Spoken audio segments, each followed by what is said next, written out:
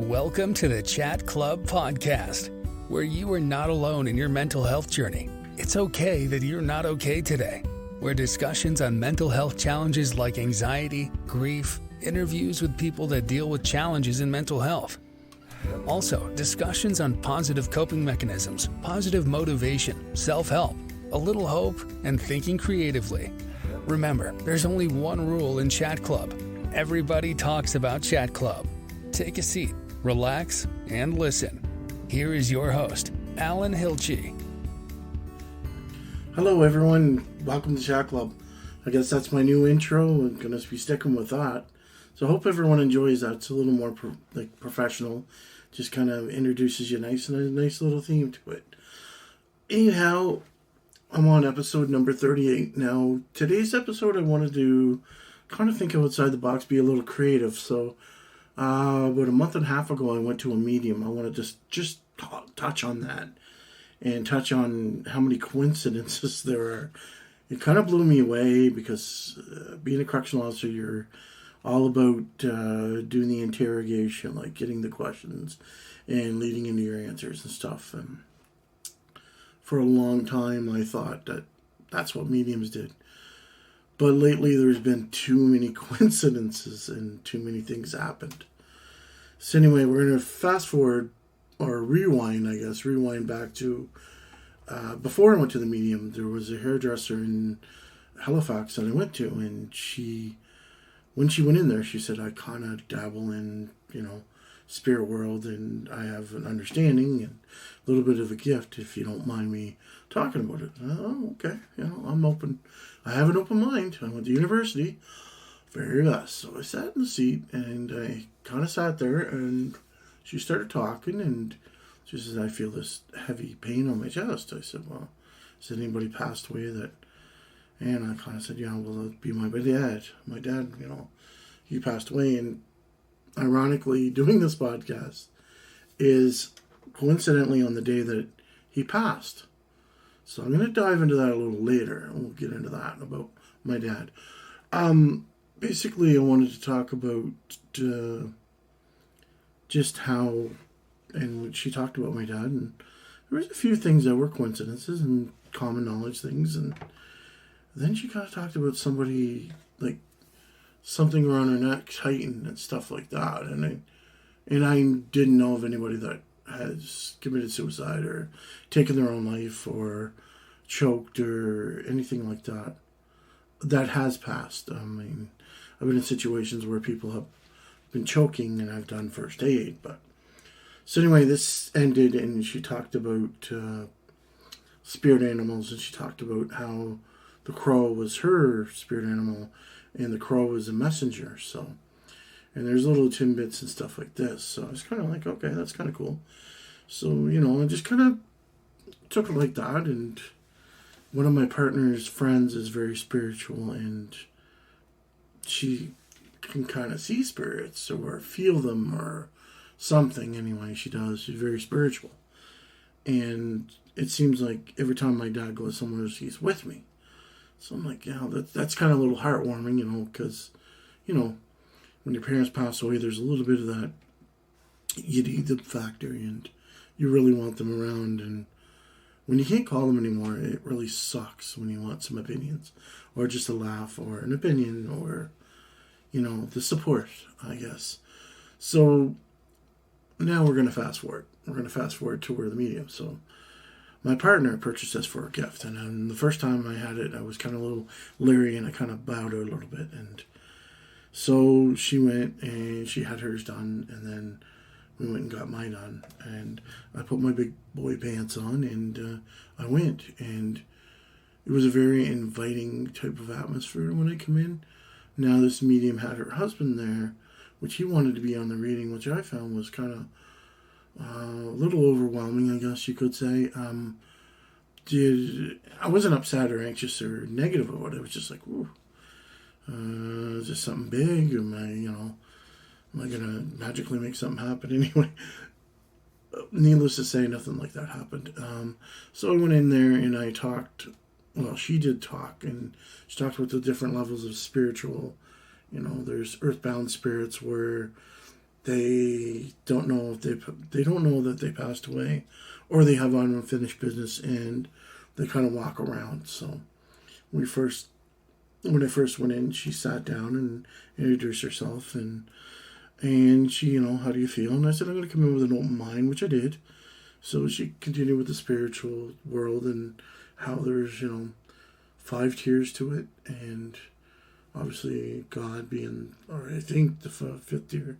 I'm not 100% sure. Like I said, a lot of this kind of went over my head because trying to still process this stuff it's quite intense when you process all this stuff.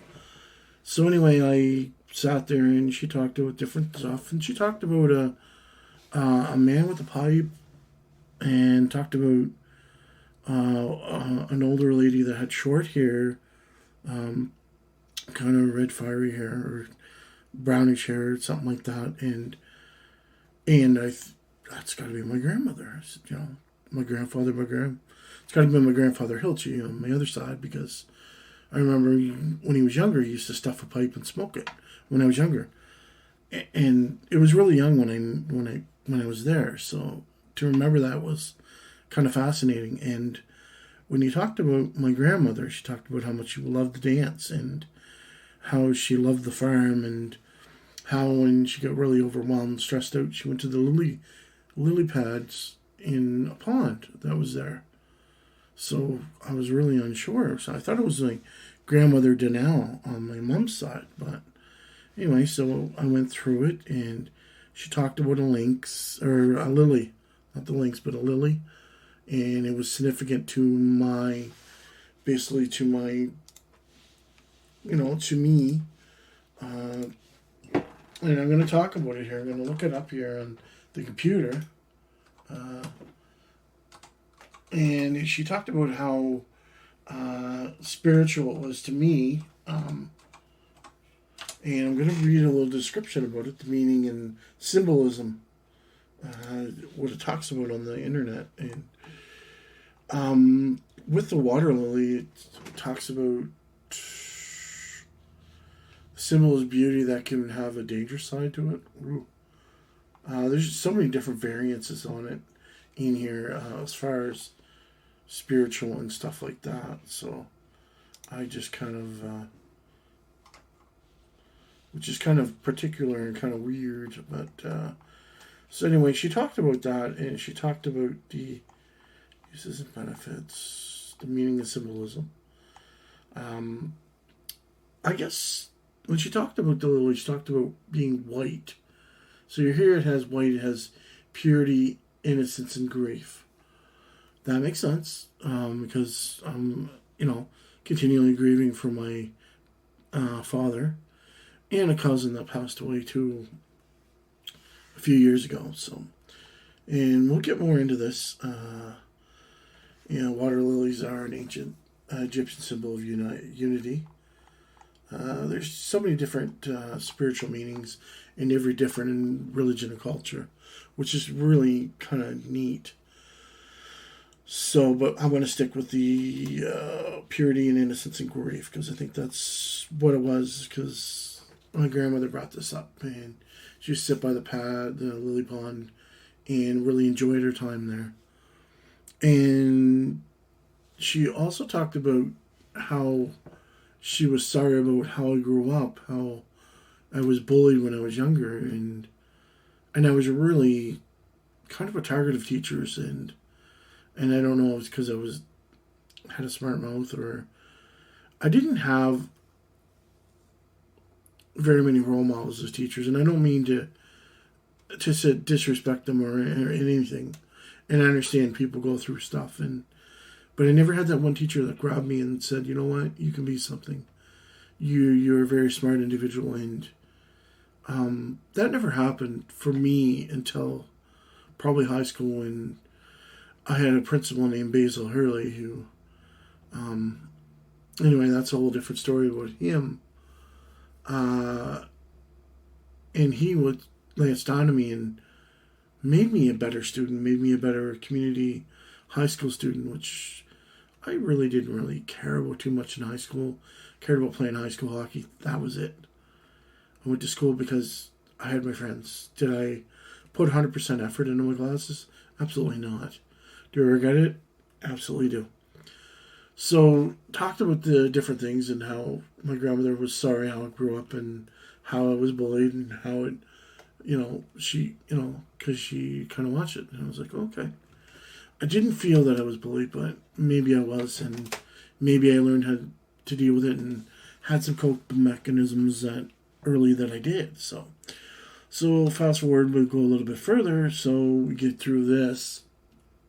Then we start talking about my dad come in, and it was really weird because I was sitting there and I could feel this intense heat on my shoulder, and talked about how basically my father is behind me, which means that he doesn't need to lead me anymore.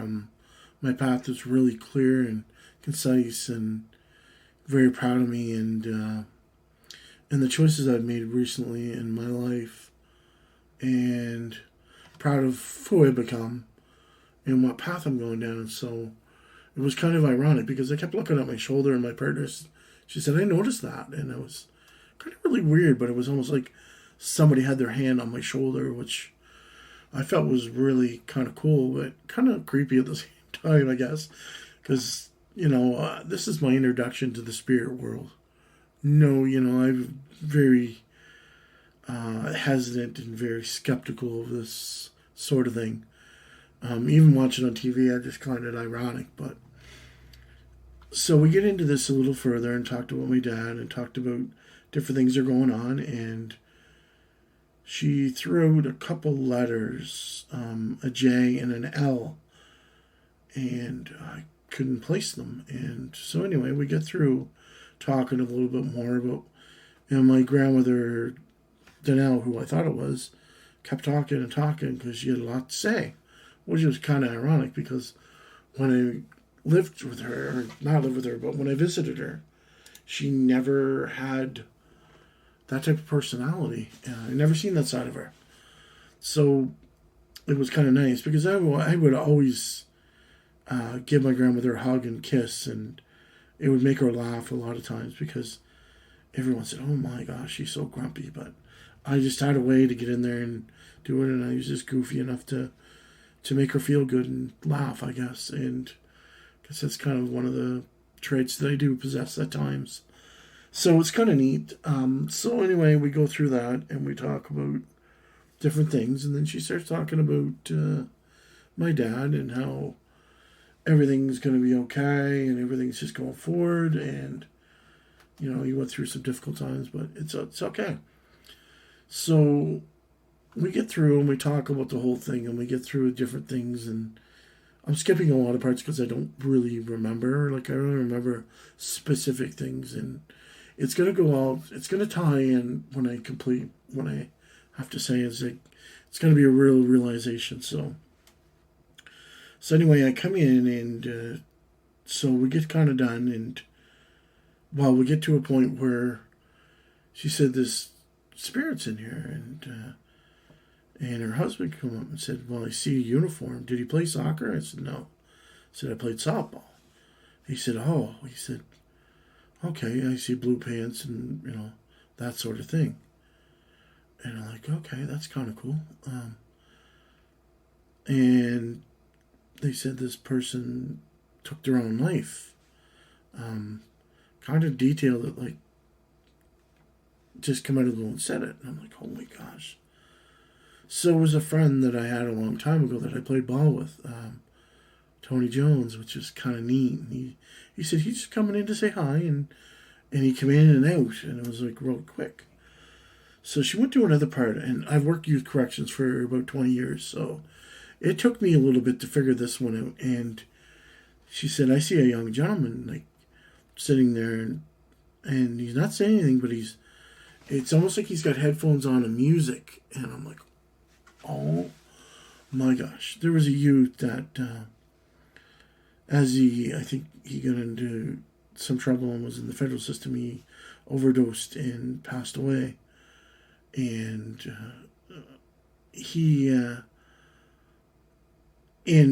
I never told her about the music. I never told her anything what was going on. And I had a pretty good connection with this person, and because I was always talking to them and encouraging them, and it just didn't work out that way. And it kind of saddened me when I heard the news. And apparently, this was the kid that overdosed on drugs, coming back to thank me, because there was a time that on the units when I worked, there was quiet times. There was one at noon and one at 5:30 to 6, and there was like 10 o'clock. So on my shifts, if the kids had a really good day, I would go down YouTube and I'd play some music. Only if they had a good day, to show them that rewards come with good behavior, because that's what I tried to encourage in when I worked with them. Treat them like human beings, and I know they love their music, whatever they were listening to. So he said, I want to thank you for playing the music, because that made my time and my life better, because I could listen to music and relax. And he said, I really appreciate every time you did it. And it was kind of a little awestruck. And the medium talked about how much he appreciated the talks and made him feel important and genuinely cared about what he thought and how he felt. So it was a little emotional, to the point where, oh, wow, sometimes you don't think you make a difference. And I do get Facebook messages from kids once in a while that indicate that, they say thank you for what you've done. And it kind of just puts a little satisfaction, because that's a small percentage, right? No matter how much good you do in corrections, it's always that little bit of percentage that it's nice to see, because a lot of kids didn't have good growing up or good role models for themselves in situations that they make really bad decisions. And some are just born to be bad, and I have to agree with that. And some people are going to disagree with me, but from my experience of 20 years plus corrections, that's what I seen. So we get done that, and she asked me if there was anybody else I'd want to see or hear from. So I said I'd love to hear about my cousin Michael. He passed away from a massive heart attack a couple of years ago, and Mike and I grew up, but we grew apart really, really quick. He had rough. He was on drugs and stuff, and he had a really rough go of it, and pulled himself out and was doing really good for himself, and all of a sudden he passed away with a massive heart attack. So, and it was kind of funny, because she goes, well, he's really shy to come out. And I'm like, he is definitely shy. Mike was always not a social butterfly, but once you knew him, he was good. He said, your father's going in to get him. Oh, is it just like another room? I'm thinking, here I am thinking, wow. So out he comes, but he brings out a lynx, and that was the L that she talked about, and the J was the youth that talked to me a little earlier about the music and stuff. So the L was a lynx, and the lynx is my spiritual animal, which kind of threw me off for a little bit, because I wasn't really aware of what the lynx was. Spirit animal. Now, there's a couple definitions of it, and there's different symbolisms. What is my spirit animal? We're going to take a little look, and the spirit animal. Okay, so here we go. So when a lynx is as a spirit animal comes to you, it's a warning of deception. Something is not as it seems, and the truth is elusive, with clever wildcat entering your awareness. It's urging you to heighten your awareness on every level, but especially when you're interacting with others. Part of a lynx medicine involves learning to be still, silent, watchful, and continued well-being. So that's probably towards my ex, coming to find out that she had an affair and lived a second life, which that could be a whole nother podcast. That's in the past, and her doing that was probably one of the best things that has ever happened to me, because I get to love myself again. I get to find my old self. I get to be myself and not have to put a mask on and act like I was another person. I couldn't be myself. I was always leery and just different stuff. But we're not going to get into that because that's just negative stuff. And this is all positive. So that was my spirit animal. So I found that quite eye-opening and a little amusing at the other end, because I found out my ex was not paying certain things, certain bills that she said she was, but that's a whole nother story that we're not going to get into. That's, it is what it is. So we get into that. So I kind of was really leery about doing the next one because I just didn't know. And come to find out, I said, my coworker who I did a podcast earlier on about, she took her own life, and I was kind of making sense of it and trying to help other people make sense of it through what I felt and what I've experienced in the training through Assist that I did. People are going to make decisions, and it's got to be their decision, and it has no impact or anything to do with you. It's more of how they feel. They're so hurt that they don't rationalize or see other people's feelings. So this person came out of the blue really quick. And for new spirits, that's really, I guess, very odd and very... So I don't know if spirits attract to me. I'm not 100% sure. But so we get in there, and she starts talking, and... I guess I've kind of got that wrong. The medium had a real sad look on her face, and tears are kind of welling up. And when I mentioned the person's name, the person popped up, but you could see a sense of sadness in her. And she looked around and she goes, "She took her own life, didn't she?" And I kind of sighed and I kind of said, "Yes, she did." She said, "This person is absolutely, undeniably beautiful and radiant, and she has a wicked smile on her." And I'm like, yeah, that's the person. And I don't want to name the person because I just want to be sensitive to my coworkers and people that listen to this, and they'll know who it is. And it was almost like she was a radiant angel, and I could see that about her because she had a way of walking up, and you'd say her name, and she'd have this big smile, like she could have had the worst day, and she had this big smile on her, and always positive, and that's what shocked a lot of people, because she was a very kindred soul and very popular among people, and everybody loved her. So it was quite odd that she come out, and basically the whole message was, she said, "I was in so much pain, I couldn't do it anymore." And she said, "I'm just trying to find myself here, and I'm just trying to find myself, and just trying to find a way to get myself back and be the person I want to be."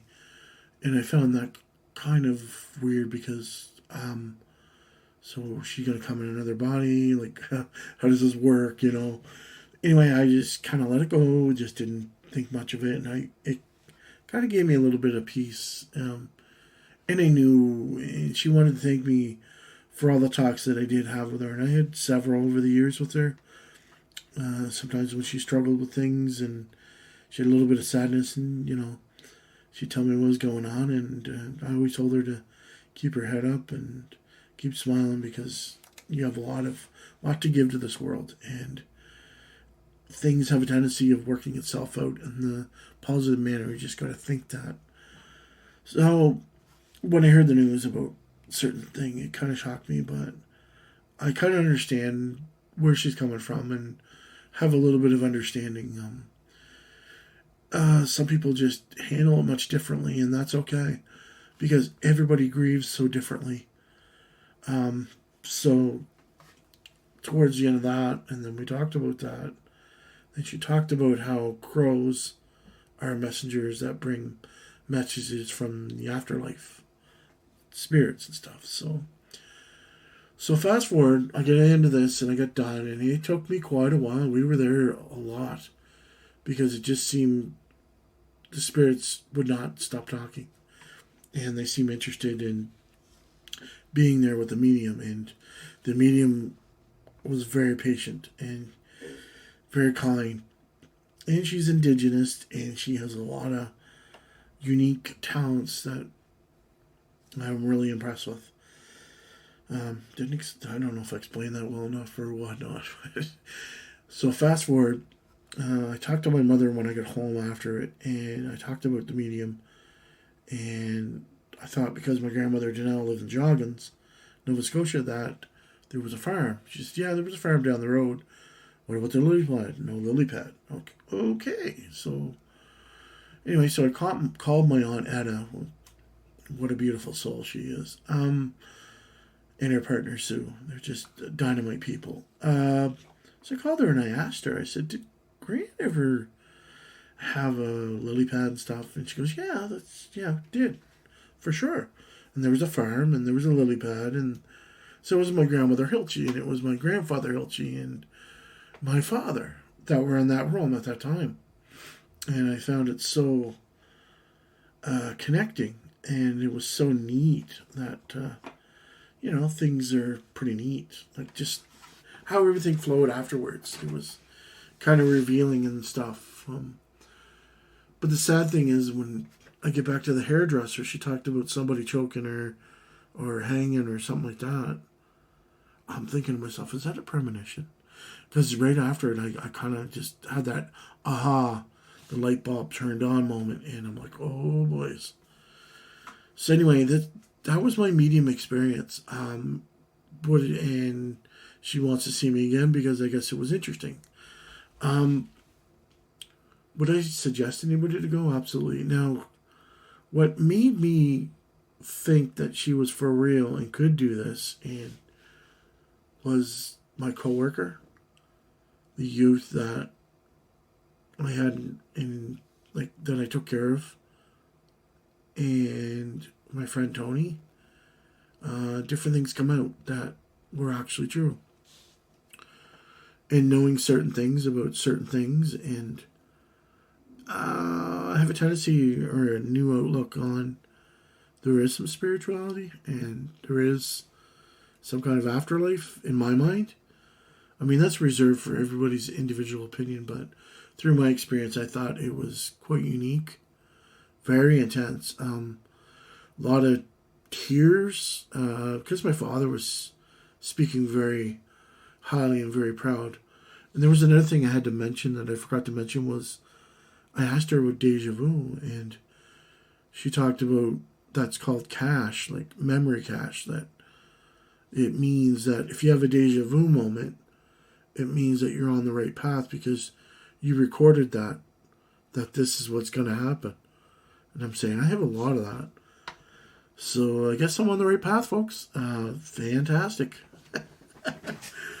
So in hindsight, it was a unique experience. Would I do it again? Absolutely. It was really interesting to find out like the spirits and obviously how they feel and how they look at you. And it was kind of a unique experience. So, well, that was it. I hope you enjoyed this episode. I know it's a little different. I try to keep it as positive and enlightening as I can. I just want to talk about, I'm looking at a Patreon system. I know I keep talking about this. I've already done some t-shirts that I'm going to throw on my Facebook page, and I'm going to maybe open up to get some mugs and different stuff like that. I'm in the process of doing it. It's a matter of getting it done, and I'm looking to grow this podcast. I'm looking to help more people and to do something to help other people mostly. Now, I'd like to get the numbers so I can do this. So if you have someone that's in need or needs another voice, please send them my way. I'm looking at, creating some more positive material and to work on mental health and to maybe expand on some more interviews of people. So hopefully you can connect with some of the ones that I have interviewed. And it seems like everybody interviewed, I think, has it all together, but they struggle like you and me every day. And it's a really unique experience. And it's real brave of them to come up with those stories and talk about their stories and talk about their struggles and how they did it and how they fell down and how they picked themselves back up. And this is what this whole journey is about. It's not about surrendering. It's about being a thriver. And a thriver is getting up and it is what it is. Let's trudge on, sort of thing. And get help if you need it. And try to do the things you can do. Anyhow, I want to thank you very much for listening. I have a new outro, so I hope you enjoy that. And I look forward to talking to you next time. Thank you. Thank you for listening to the Chat Club podcast with your host, Alan Hilchey. Please subscribe to our podcast on iTunes or Google Play or where you download your podcasts. Be sure to check out Chat Club Podcast on Facebook and on Instagram. Remember, there is only one rule in Chat Club. Everybody talks about Chat Club. Be sure to catch our next episode.